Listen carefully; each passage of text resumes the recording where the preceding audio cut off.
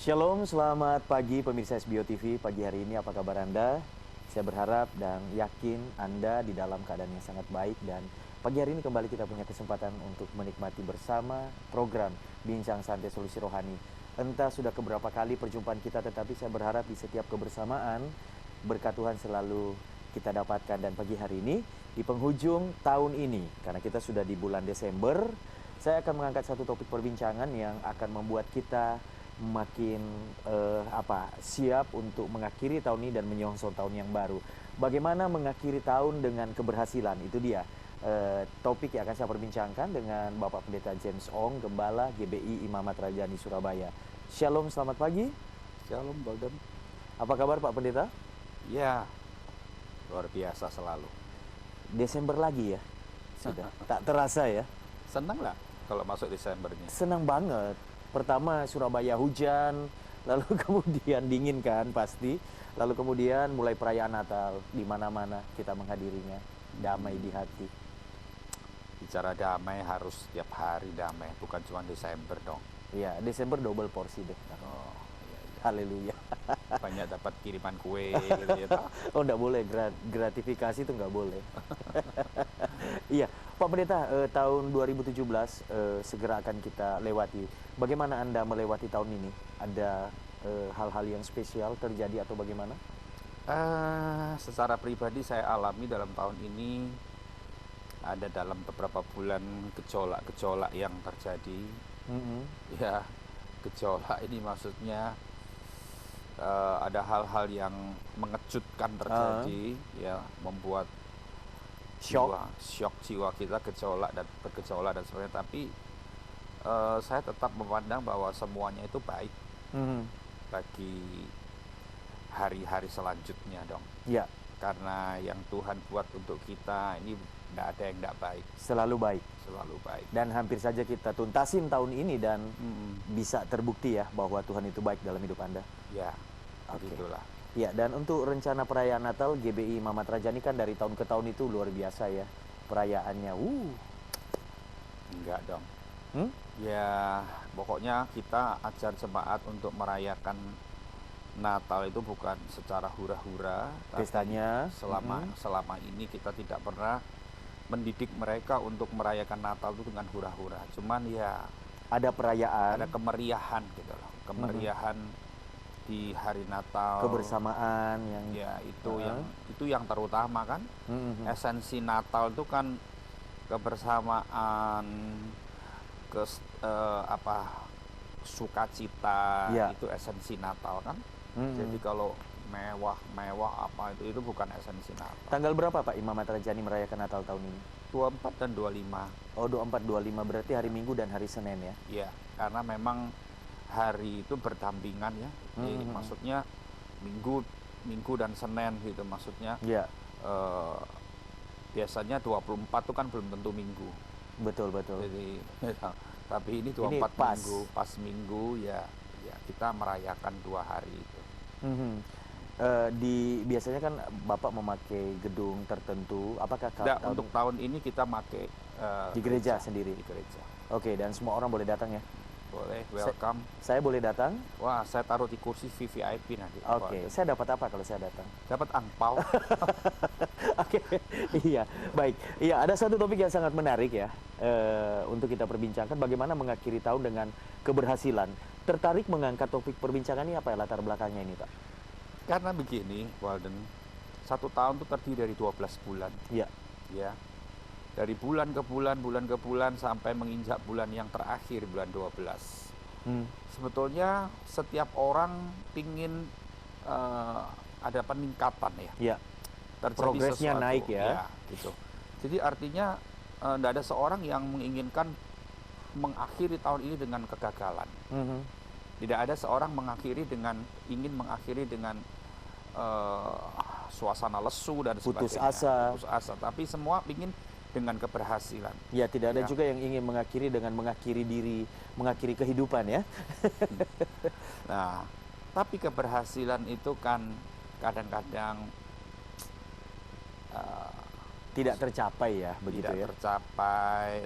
Kalau saya telusuri penyebabnya kenapa nggak tercapai, Sebenarnya keberhasilan itu kan bukan sesuatu yang otomatis terjadi.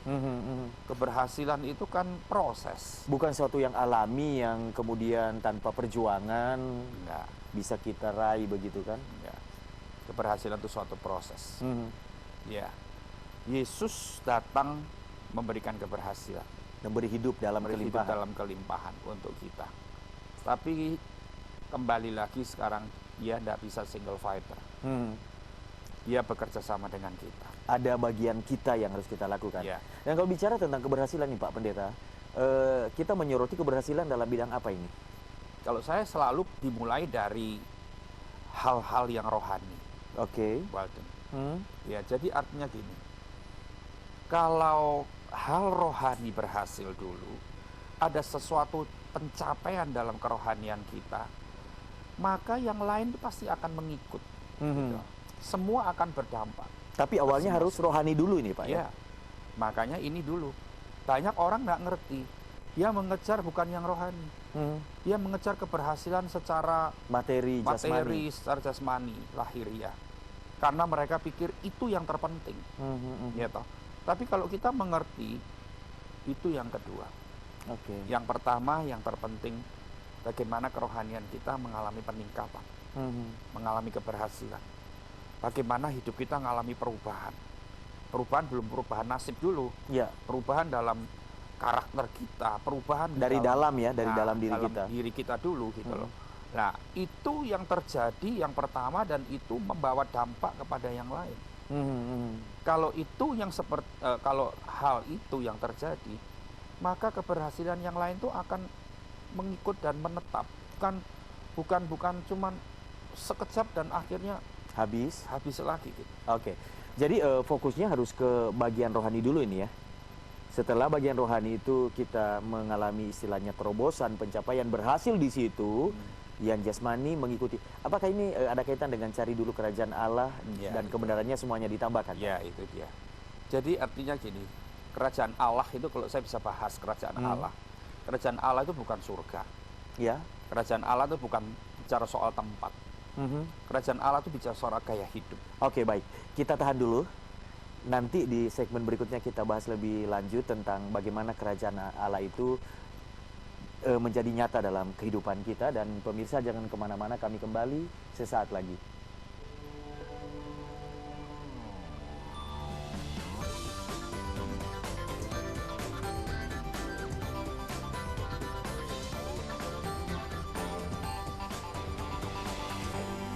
HyperNet is a managed service provider that manage a customer's ID assets. Why should you use MSP? Increase service levels and resources efficiency, reduce downtime and risk, low capital outlay and predictable budget, professional experience, flexible services and improved security. Focus on your bottom line.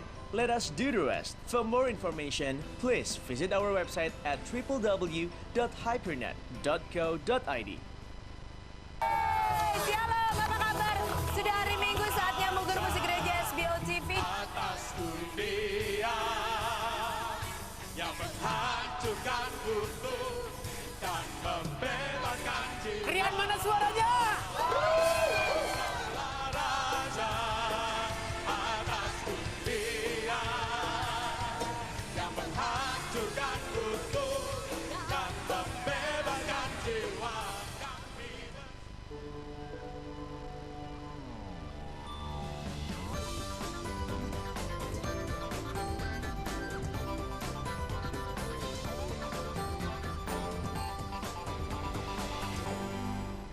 Iya, pemirsa SBO TV, di awal bulan Desember ini saya mengangkat topik perbincangan bagaimana mengakhiri tahun dengan keberhasilan. Masih bersama Pastor James Ong.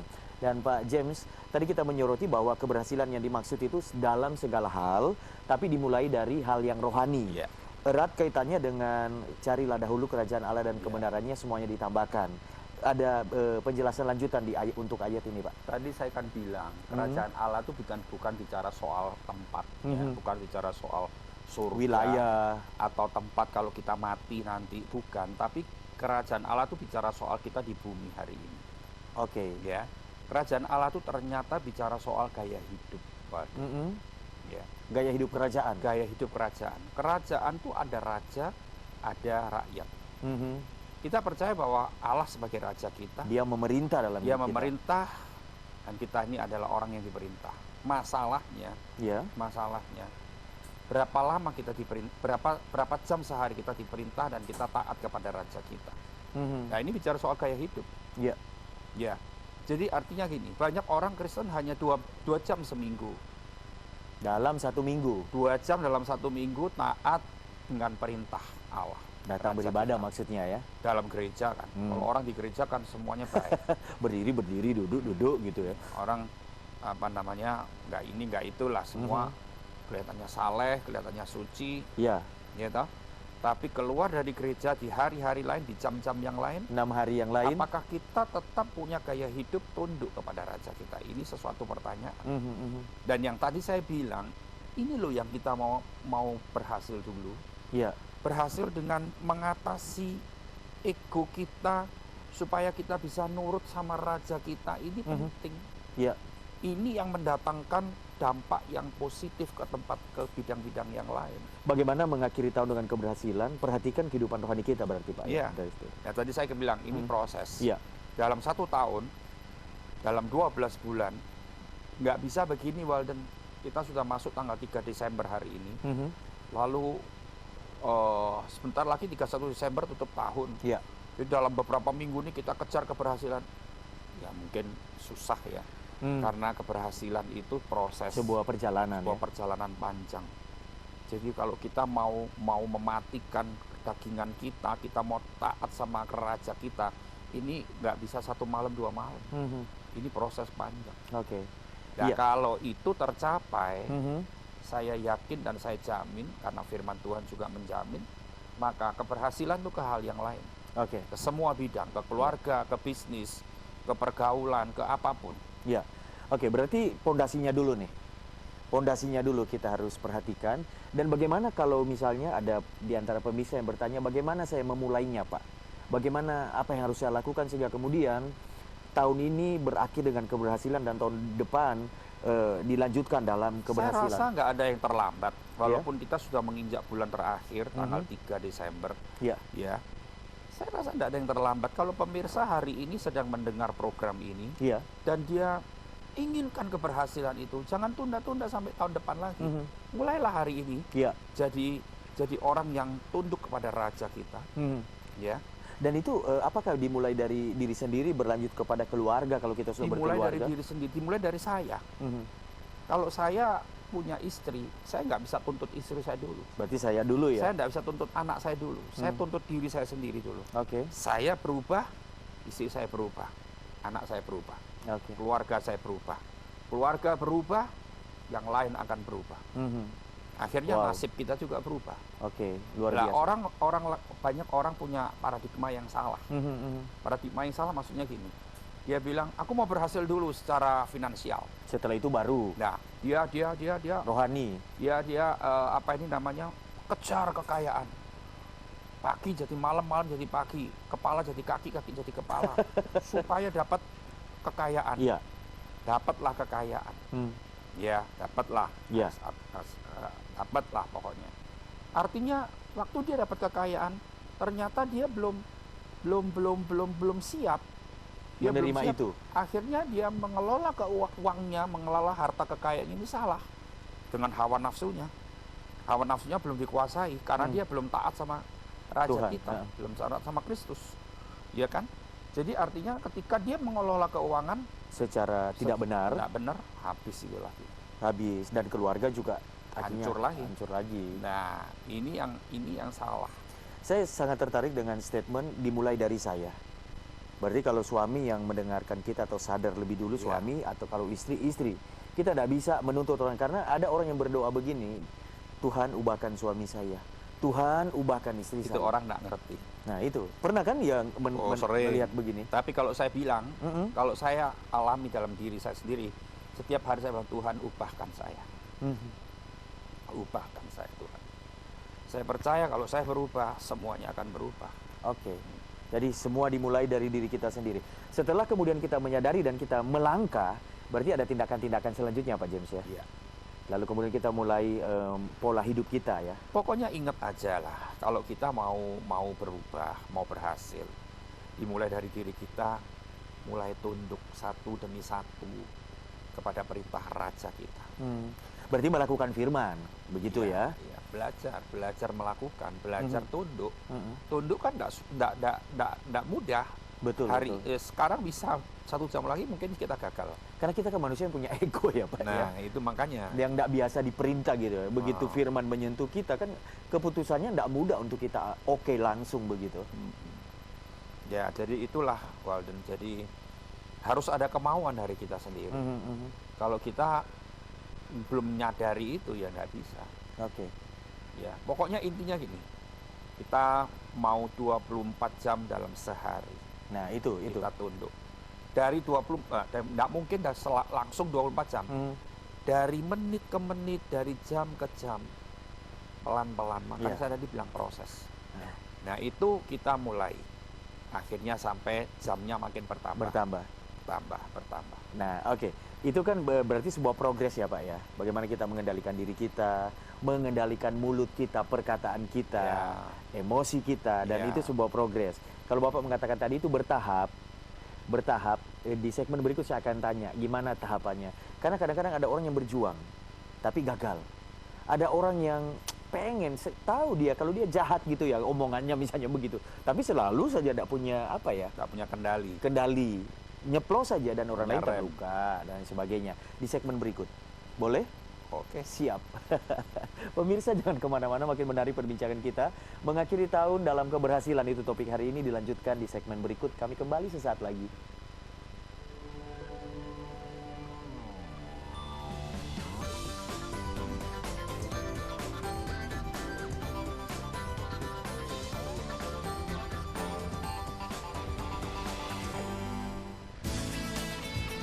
Profil Tank, Rainforce Tractor Tank berani dicoba.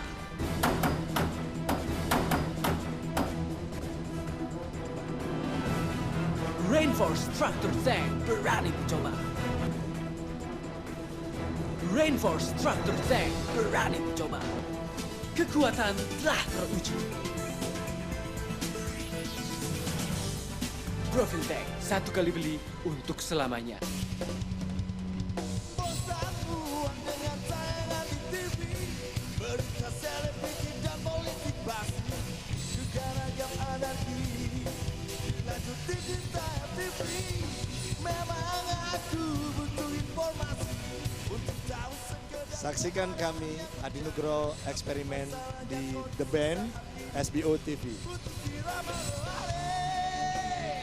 Tapi apa dayaku?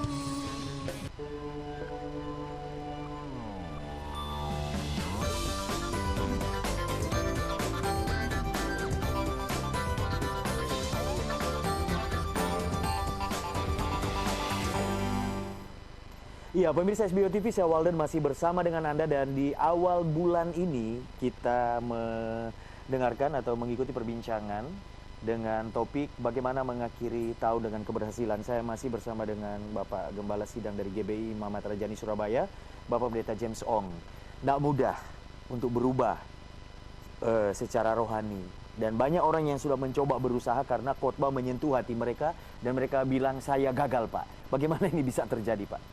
Memang saya tadi bilang itu tidak semudah yang kita omong.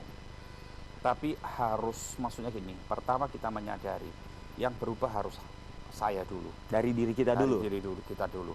Dan kita mulai satu persatu, menit demi menit kita mau serahkan kepada Raja kita. Dan dalam tindakan-tindakan kita, dari menit ke menit, jam ke jam itu kita mulai belajar untuk tunduk dan taat kepada Dia. Berarti hati yang melekat terus kepada Tuhan. Artinya gini, hari itu dimulai dengan baik-baik contohnya pada hari ini. Lalu tiba-tiba di pertengahan hari, di siang-siang, ada masalah. Tiba-tiba ada seorang yang melakukan sesuatu yang menyinggung kita lah, menyinggung perasaan kita. Ya. Gitu. Biasanya kita langsung marah. Biasanya kita langsung berkata kasar. Maki-maki misalnya begitu. Tapi ketika kita mau belajar tunduk pada Kristus, karena kita tahu ini sumber keberhasilan kita, awal sumber keberhasilan kita. Jadi kita mulai, Tuhan, aku serahkan orang yang melakukan ini kepada Aku. Respon kita mulai beda. Tadinya kita maki, tadinya kita berkata kasar, kita bentak dia. Hari itu kita mulai belajar, Tuhan di dalam firman-Nya ngajar, berkatilah orang ini, doakanlah dia. Dan kita mulai serahkan, ego kita serahkan pada Tuhan, demi untuk turut sama dia. Dan saya menangkap seorang yang mau berubah itu harus ada kerelaan hati nih Pak James. Ya pasti dong. Kerelaan hati untuk apa ya? Mengampuni, mengalah, begitu, itu nggak mudah loh. Karena perintah Tuhan seperti itu, perintah firman seperti itu. Iya kan? Tuhan bahkan bilang gini, kalau kamu ditampar kiri kasih yang kanan, kan gitu toh. Ya toh. Nah, itu harus kita mengerti, artinya gini, ketika ada seorang musuh yang mungkin yang mau merugikan kita, menyerang kita, kita nggak boleh balas dengan sesuatu yang kasar juga. Lah itu kan contoh dari orang yang mau tunduk dan taat kepada Kristus. Akhirnya jam demi jam, akhirnya dalam mungkin 1 jam dalam 1 hari aja kita sudah menurut itu sudah mengalami kemenangan ya. Kemenangan itu. Oke. Dan itu terus berlanjut. Nah, sekarang korelasinya katanya tadi di awal kebersamaan kita bahwa berhasil secara rohani, kemudian diikuti dengan keberhasilan secara jasmani. Bagaimana itu realisasinya menurut Pak? Nah, sekarang contohnya. Sekarang contohnya. Kita sekarang dalam pekerjaan. Dalam pekerjaan. Di kantor, gitu ya. Kita merespon yang benar atas segala hal yang terjadi. Pakai duit sesuai dengan yang firman Tuhan ajarkan, ya raja kita perintahkan. Akhirnya pekerjaan kita semakin stabil, semakin baik. Posisimu sebagai karyawan mungkin atau sebagai pimpinan, semakin mantap, semakin kuat. Dan akhirnya itu yang membuat kalau pekerjaan sudah mulai stabil, ya toh, kan itu akan berdampak. Betul. Dan pemimpin yang tiap hari melakukan firman pasti akan mengalir kasih, karyawan merasa nyaman, bekerja dengan tenang. Ya pasti ada peningkatan ya di dalam pencapaian target. Mungkin dulu pemimpin satu perusahaan, mungkin dulu dia suka embat hak dari karyawannya, bonus dari karyawannya suka dia dipermainkan lah begitu. Tapi sekarang karena dia tahu bahwa ini bukan perintah Tuhan untuk itu, kita mulai melakukan haknya mereka, kita berikan. Kita mulai mensejahterakan mereka. Dan saya percaya ketika itu terjadi, maka berkat Allah mulai mengalir. Mengalir baik. Dan kalau berkat Allah mengalir terus, kan akhirnya kita yang diberkati, kena dampak. Berhasil. Dan jadi itu sangat berhubungan ya, sangat berhubungan. Sangat kuat sekali itu, sangat berkaitan. Mungkin ada beberapa orang yang berpikir, mana bisa sedangkan kita keras, kita tegas, selama ini aja hasilnya seperti ini. Bagaimana keras kalau kita penuh dengan kasih? Keras dengan tegas beda loh. Oh gitu, gimana? Keras dengan tegas sangat berbeda. Tegas itu dalam kasih ada ketegasan. Tapi prinsip ya, lakukan kebenaran. Tapi kalau keras itu beda. Keras itu ya itu ngomong egois, ngomong ego, ngomong wah itu. Nah itu kadang-kadang orang Kristen berpikir kalau saya penuh kasih nanti gimana? Wong selama ini aja saya istilahnya. Kasih itu bukan bisa dipermainkan loh. Orang butuh punya kasih, kamu penuh kasih, saya jadi karyawanmu, ya toh. Bukan artinya saya kamu lemah gitu ya. Saya korupsi, ya sudah, bukan begitu, ya toh.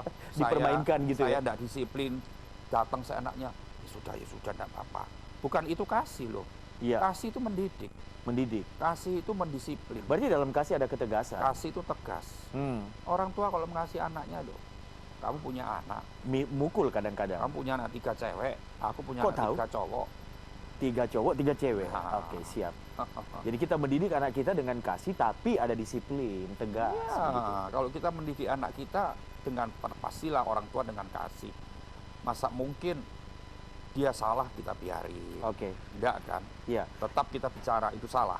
Kamu tidak boleh melakukan. Kita kita tegur dengan keras. Bahkan mungkin ada disiplin-disiplin ya. Ya, Oke, saya makin menangkap di sini korelasinya Pak James. Ketika kita membangun kehidupan rohani yang baik setiap hari, maka kemudian yang keluar dari hidup kita itu ada hal-hal yang baik.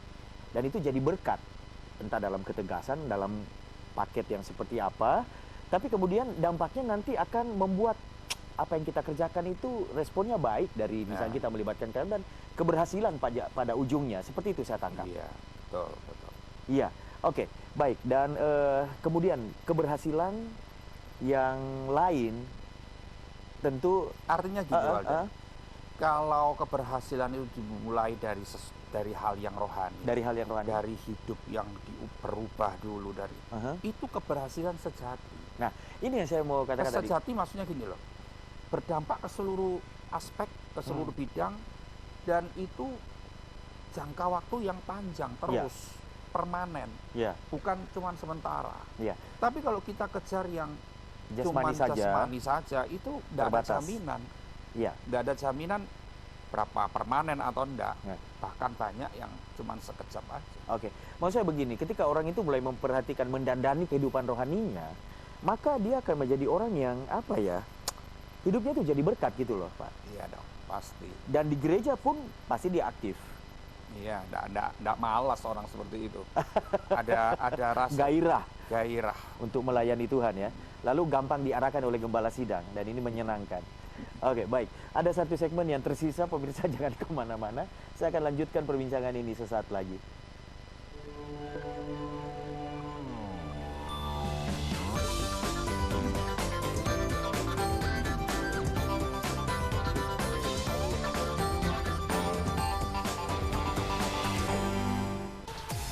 Seluruh rangkaian keseruan ajang paling bergengsi di kalangan remaja ada di sini.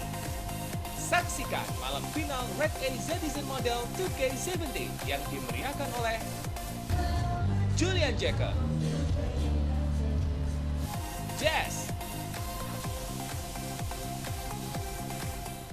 Izinkan ku menjaga dirimu, berjuang menikmati pelukan di ujung waktu, sudilah kau temani diriku.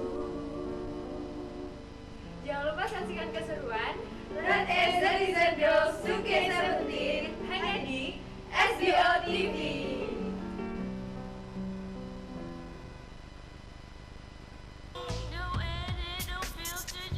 Red A Cosmetics, ready to be me.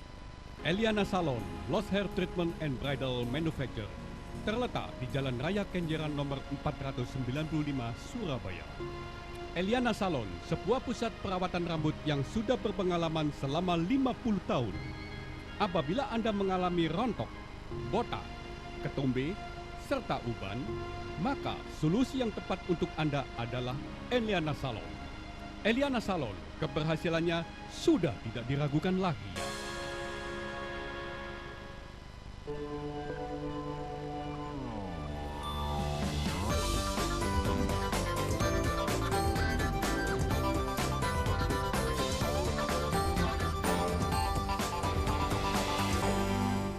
Ya, pemirsa SBO TV, kita ada di segmen terakhir untuk kebersamaan hari ini. Topiknya bagaimana mengakhiri tahun dengan keberhasilan, Pak James. Kalau kita sudah mencoba ada kerinduan untuk berubah, mendandani kehidupan rohani kita, tapi kita sering gagal, apa yang harus kita koreksi? Kerinduan tidak boleh berhenti di kerinduan loh, Walden. Kerinduan harus merupakan harus Ada tindakan. dilakukan dengan tindakan. Loh. Ya, Dan tadi bilang saya nangkap ada tindakan tapi gagal. ya, Jangan menyerah.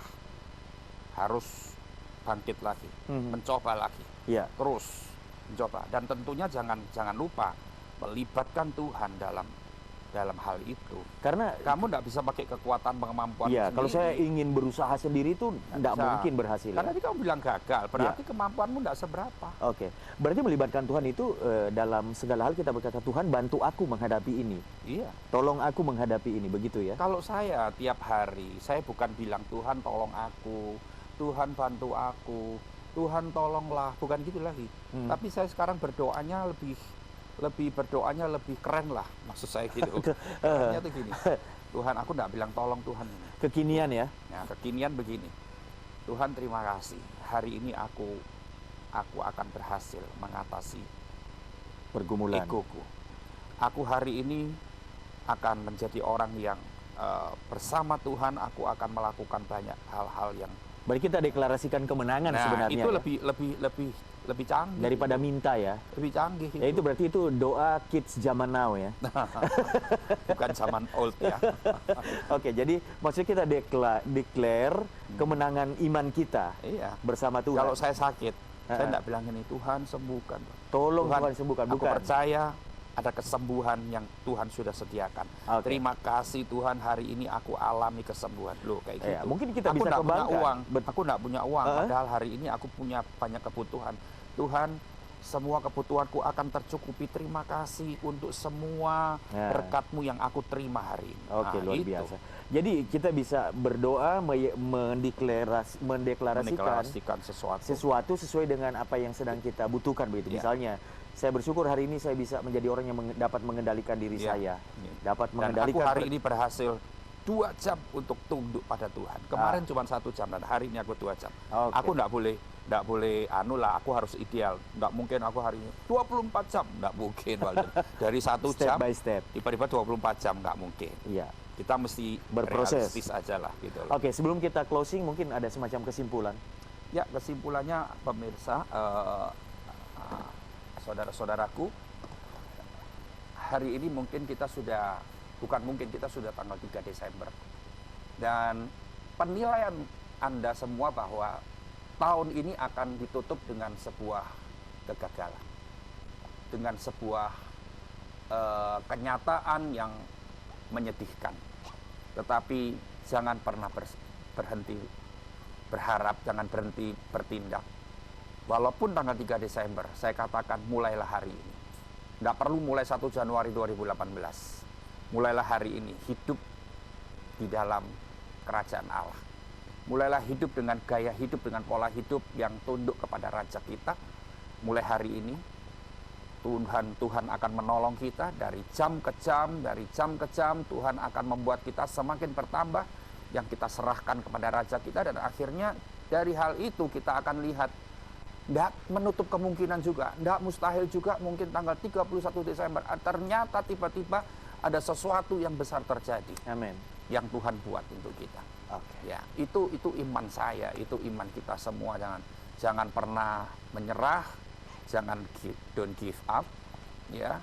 Kita terus maju karena langkah kita maju ini kita bersama Tuhan, kita tidak sendirian. Amin. Haleluya. Kita berdoa bersama-sama. Silakan Pak James.